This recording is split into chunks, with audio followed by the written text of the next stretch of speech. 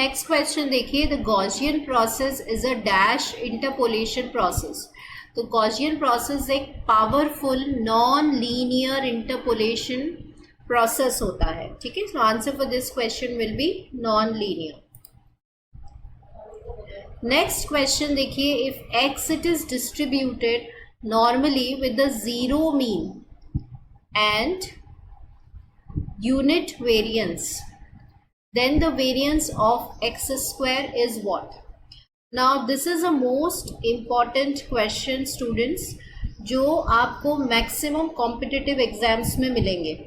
तो उससे पहले एक बार हम रिवाइज कर लेते हैं कि आपको क्या पता है कि अगर x काई स्क्वायर को फॉलो कर रहा है with n degree of freedom, तो उसका जो मीन होता है वो तो n होता है, और जो वेरिएंस होता है काई स्क्वायर का वो 2n होता है। अब यहाँ पे जो क्वेश्चन है वो आपसे ये कह रहा है कि आपका जो x है वो नॉर्मली डिस्ट्रीब्यूटेड है विद द मीन 0, मतलब स्टैंडर्ड नॉर्मल वेरिएंट है, और आपसे x स्क्वायर का वेरिएंस पूछ रहे हैं। सो ऑलवेज रिमेंबर, आपको क्या पता है, the square of the standard normal variant follows which distribution? It follows chi-square distribution. With how much degree of freedom? With 1 degree of freedom. तो अगर हम इसको देखते हैं तो आप इसमें मीन ऑफ एक्स स्क्वायर क्या हो जाएगा, और in other words mean of chi square क्या हो जाएगा? जो उसका डिग्री ऑफ फ्रीडम होता है वही इसका मीन होता है, तो यहाँ पे मीन क्या हो जाएगा? 1 हो जाएगा। And if I ask you कि what is the variance of X square, तो यहाँ पे क्या होता है? 2 टाइम्स हो जाएगा, तो यहाँ पे 2 into 1 हो जाएगा। तो answer for this question will be 2। So सबसे इंपॉर्टेंट क्वेश्चन है जो आपको याद रखना है। So here answer for X square या chi square with 1 degree of freedom, उसका वेरिएंस होता है 2। नेक्स्ट क्वेश्चन देखिए, let x1 x2 xn be a random sample from the normal population. Mean given है, वेरिएंस गिवन है, x bar और ns square by sigma square independently distributed है, और आपको इनका डिस्ट्रीब्यूशन बताना है। सो यू ऑलरेडी नो कि if x follows normal distribution with the mean mu and variance sigma square, तो x बार भी नॉर्मली डिस्ट्रीब्यूटेड होता है, मीन होता है म्यू और वेरिएंस होता है सिग्मा स्क्वायर बाय n। तो आप इसको ऑप्शंस में से चेकआउट कर सकते हैं। तो ये देखिए, पहला है x बार का डिस्ट्रीब्यूशन क्या हो जाएगा? ये हो जाएगा n mu sigma square by n, और कहीं ऑप्शन में आपको नहीं दिख रहा है। And also students ns square by sigma square, तो ये आपकी एप्लीकेशन होती है, किसकी होती है? काई स्क्वायर की, और ये किसको फॉलो करता है? With n-1 degree of freedom. सबसे इंपॉर्टेंट है जो आपको लर्न होना चाहिए, ये काई स्क्वायर की एप्लीकेशन है, ns square by sigma square जो फॉलो करता है काई स्क्वायर को। So it is what? It is a statistic. ये भी आपको याद होना चाहिए that it is a statistic. So answer for this question will be A. यहाँ पे ये जो है ये काई स्क्वायर को रिप्रेजेंट कर रहा है with n-1 degree of freedom. Next question देखिए, a coin is tossed 500 times, tails fall 285 times. To test the hypothesis that coin it is unbiased, तो अप्रोप्रिएट टेस्ट आप किसको यूज करेंगे? तो कई बार क्या होता है स्टूडेंट्स कि जब हम क्वेश्चन देखते हैं तो हमें समझ में नहीं आता है कि कौन से टेस्ट को हम अप्लाई करें, तो आप ऑप्शंस डिस्कार्ड कर सकते हैं। कॉइन को कितनी बार टॉस किया गया है? 300 टाइम्स टॉस किया गया है। तो क्या हम टी टेस्ट लगा सकते हैं? हम टी टेस्ट नहीं लगा सकते, क्योंकि टी टेस्ट क्या होता है? एक स्मॉल टेस्ट ऑफ सिग्निफिकेंस है। वो कब एप्लीकेबल है? जब इसका सैम्पल साइज लेस देन 30 है। अभी हम इसको छोड़ रहे हैं, इसके बारे में हमें नहीं पता। क्या हम काई स्क्वायर टेस्ट लगा सकते हैं? ये भी एक स्मॉल टेस्ट है, और एफ टेस्ट जो है वो पॉपुलेशन वेरिएंसेस को टेस्ट करता है। It is also comes under the small test of significance. तो आप देख रहे हैं ये जो ऑप्शंस हैं ये आपके डिस्कार्ड हो गए।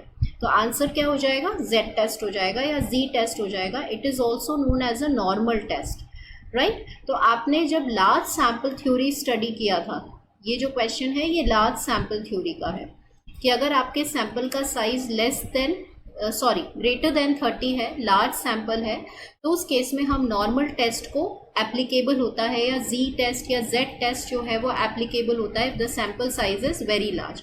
तो कई बार क्वेश्चन में जब आप हिंट पढ़ते हैं, जैसे 500 टाइम्स आपने देखा, तो इसको देखकर आपको समझ में आ जाना चाहिए कि ये लार्ज सैंपल थ्योरी है और वहाँ पे हम नॉर्मल टेस्ट को अप्लाई करते हैं। So answer for this question will be Z test. Question देखिए, let x1 x2 be the independent ये जो है वो काई स्क्वायर वेरिएट्स है आपका with n1 and n2 degree of freedom that the distribution of x1 upon x2 and x1 upon x1 plus x2। तो आप एनालाइज करेंगे कि कई बार डायरेक्ट फॉर्मूला बेस्ड क्वेश्चंस जो हैं, थ्योरम बेस्ड क्वेश्चंस जो हैं वो आपके पूछे जाते हैं। तो यहाँ पर ये हमें लर्न होना चाहिए कि ratio of two independent chi square variate follows which distribution, follows beta 2 distribution with how much degree of freedom, n1/2 and n2/2। ये आपको लर्न होना चाहिए। ये कई बार थ्योरेटिकल स्टेटमेंट में भी आ जाता है, that's why I am repeating this. क्या आता है? Ratio of two independent chi square variates follows which distribution, it follows beta distribution of second kind. Degree of freedom में n1/2 और n2/2 हो जाता है। और ये जो है x1 upon x1 plus x2, ये कौन से डिस्ट्रीब्यूशन को फॉलो करता है? बीटा 1 को। इसका भी जो पैरामीटर होता है वो n1/2 और n2/2 होता है। सो आप फर्स्ट ऑप्शन में देख रहे हैं यहाँ पर, ये तो आई थिंक बाय मिस्टेक हुआ है शायद, let me check the options. नहीं, ये रहा, ठीक है। सो डी बीटा 2, जल्दी में ये मत करिएगा, ठीक है, क्योंकि यहाँ पर इसका सेकेंड पैरामीटर नहीं है। यहाँ देखिए, ratio of two independent chi square follows beta 2 n1/2 n2/2, और ये किसको फॉलो कर रहा है? Beta 1 n1/2 and n2/2। So answer for this question will be this. Which of the following, it is not a basic, ध्यान रखना है, read properly करना है, it is not a basic assumption of T test. तो एक बार याद कर लेते हैं टी टेस्ट के अजम्पशंस क्या होते हैं। सबसे पहले आपकी जो पॉपुलेशन है वो नॉर्मली डिस्ट्रीब्यूटेड होनी चाहिए, ठीक है। क्योंकि नॉर्मली डिस्ट्रीब्यूटेड है इसीलिए इस टेस्ट को पैरामीट्रिक टेस्ट भी कहते हैं। It is also known as a parametric test. Second, आपका सिग्मा स्क्वायर जो है वो कैसा होना चाहिए? It should be unknown, sigma square must be unknown. And third, आपके जो सैम्पल्स हैं या जो ऑब्जर्वेशंस हैं वो रैंडम होनी चाहिए या इंडिपेंडेंट होने चाहिए। तो ये 3 अजम्पशंस जो हैं वो बेसिक अजम्पशंस हैं जो आपके टी टेस्ट के लिए, टेस्ट ऑफ सिग्निफिकेंस के लिए हम अज्यूम करते हैं। अब क्वेश्चन में कहा है कि कौन सा अजम्पशन फॉलो नहीं हो रहा है। पहला देखिए, पहला तो बिल्कुल सही है, normally distributed. Sample size small होनी चाहिए क्योंकि हम इसको स्मॉल टेस्ट ऑफ सिग्निफिकेंस कहते हैं। सैम्पल आपका रैंडम होना चाहिए, वही ऑब्जर्वेशंस इंडिपेंडेंट होनी चाहिए, और सिग्मा स्क्वायर इज नोन। तो देखिए ये गलत है यहाँ पर, है ना, this is wrong. Sigma square को कैसा होना है? अननोन होना है। So answer for this question will be this. Next question देखिए। अब ये जो क्वेश्चन है ये आपका टी टेस्ट पर बेस्ड है। क्वेश्चन में दिया गया है कि अगर टी टेस्ट को फॉलो कर रहा है then all the moments of order this exist करेंगे या एग्जिस्ट नहीं करेंगे। तो थोड़ा सा हम रिकॉल करेंगे कुछ एक्स्ट्रा पॉइंट्स। ये एक बहुत इंपॉर्टेंट प्रॉपर्टी है स्टूडेंट्स की, जो टी डिस्ट्रीब्यूशन का MGF है, that does not exist. T distribution का MGF एग्जिस्ट नहीं करता है, राइट, सबसे इंपॉर्टेंट प्रॉपर्टी है। नाउ द रीज़न इज कि क्यों नहीं करता है। तो हमेशा ध्यान रखिए कि अगर आपका n ग्रेटर देन 2r है तब तो आपका मोमेंट्स एग्जिस्ट करते हैं, लेकिन अगर आपका n less than equals to 2r है तो मोमेंट्स आपके एग्जिस्ट नहीं करते हैं। ये टी डिस्ट्रीब्यूशन का जब आपने म्यू आर प्राइम क्वेश्चन में निकाला होगा अपने ग्रेजुएशन में, जब आपने ये डिराइव किया होगा यूजिंग दिस फॉर्मूला, तो फिर हम वहाँ पे ये एक कंक्लूड करते हैं कि जब n ग्रेटर देन 2r है तब तो मोमेंट्स आपको फाइंड आउट कर लेंगे आप, लेकिन जब n लेस देन 2r है तो आपका मोमेंट्स एग्जिस्ट नहीं करते। ड्यू टू दिस रीज़न ये एक कैरेक्टरिस्टिक प्रॉपर्टी है टी डिस्ट्रीब्यूशन की कि टी डिस्ट्रीब्यूशन का MGF एग्जिस्ट नहीं करता। ये भी आपका जो क्वेश्चन है स्टूडेंट्स, ये पहले आपके एग्जाम में आया हुआ है। अब आप रीड करें इस क्वेश्चन को कि जो मोमेंट्स हैं for n greater than 2r, बिल्कुल ध्यान से पढ़ना है, ये जो नोटेशन है इसको अच्छे से पढ़ना है। n ग्रेटर देन 2r, तो n ग्रेटर देन 2r में तो क्या हो जाएगा? एग्जिस्ट हो जाएगा, और n लेस देन 2r में नॉट एग्जिस्ट होगा। सो ऑप्शन में सर्च करें exist and not exist, so answer will be this for this question. Next question देखिए, the mean of f distribution with n1 n2 degree of freedom is independent of. Again the most important, और आप देख रहे हैं कि बिल्कुल direct based questions आपसे पूछे गए हैं। तो ये एक प्रॉपर्टी होती है कि आपको पता है कि f जो है उसके 2 डिग्री ऑफ फ्रीडम होते हैं, n1 एंड n2। ये बाई पैरामेट्रिक बाय नेचर होता है। अब जब आप मीन निकालते हैं, μ1 प्राइम आप निकालते हैं, तो μ1 प्राइम जो आता है उसका फॉर्मूला क्या होता है आपका, n2 bye students n2 bye n2 minus 2 होता है, provided n2 should be greater than 2। ये आपका मीन होता है।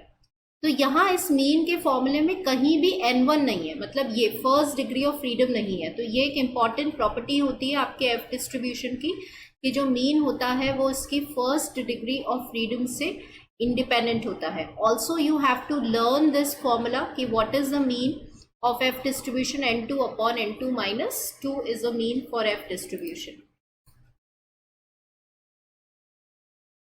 Next question देखिए students, if x it has an f distribution with n1 and n2 degree of freedom, then the distribution of 1 by x. All conceptual questions।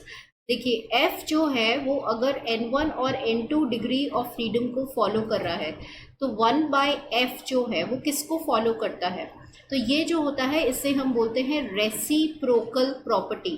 ये name आपको याद होना चाहिए, क्या बोलते हैं, it is known as a reciprocal property. तो 1 bye f जो है वो फॉलो करेगा f डिस्ट्रीब्यूशन को, लेकिन इसकी जो डिग्री ऑफ फ्रीडम है वो इंटरचेंज हो जाएगी, राइट क्या हो जाएगी इसकी degree of freedom, degree of freedom हो जाएगी इसकी n2 and n1।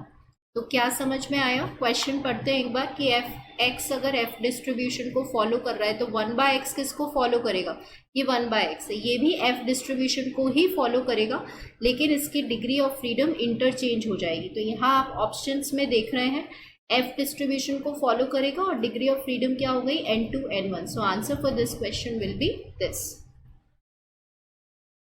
Next question देखिए स्टूडेंट्स कि अगर if f follows f with n1 n2 degree of freedom, n2 यहाँ पे आपको जो है वो इन्फिनिटी दिया हुआ है, तो आपको यहाँ पे डिस्ट्रीब्यूशन फाइंड आउट करना है। किसका डिस्ट्रीब्यूशन फाइंड आउट करना है, x n1 f का फाइंड आउट करना है।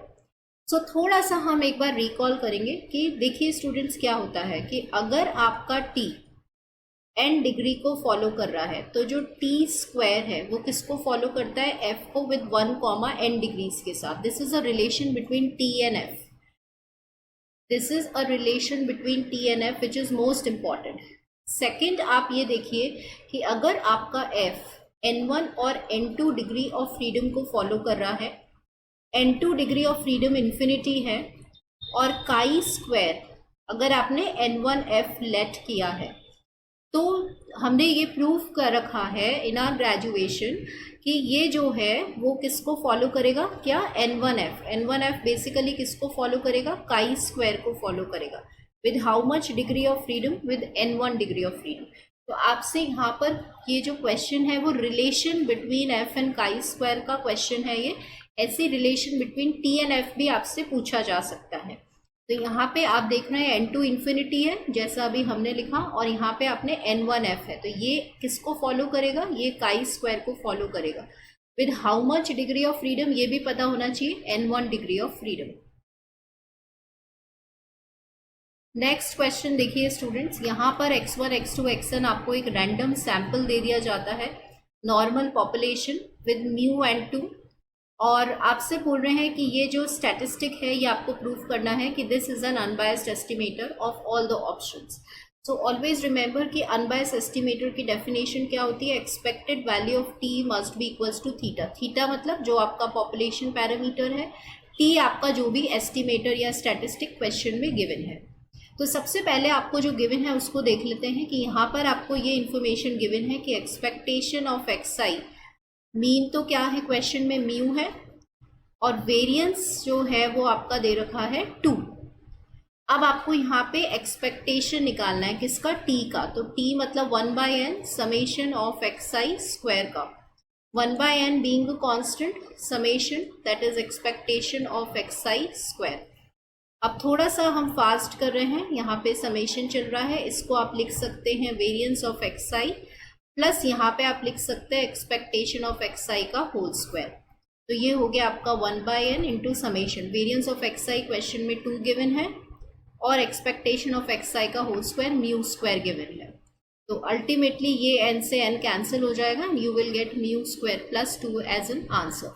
सो फाइनली आपको क्या समझ में आया कि जब भी आपका MCQ या एंट्रेंस एग्जाम के क्वेश्चन होते हैं तो हम यहाँ पर डायरेक्ट मैंने यूज कर लिया। Basically I have use this formula which one variance of x क्या होता है expectation of X square minus expectation of x का होल स्क्वायर। तो इसकी वैल्यू मुझे निकालनी थी तो आपने इसको इधर ले गए and therefore it can be expressed as this. तो ये आपको लर्न होना चाहिए। ये सारे स्टेप्स हम MCQ में फॉलो नहीं करेंगे, डायरेक्टली आप कैलकुलेट करके फास्टली अपने आंसर को निकालेंगे।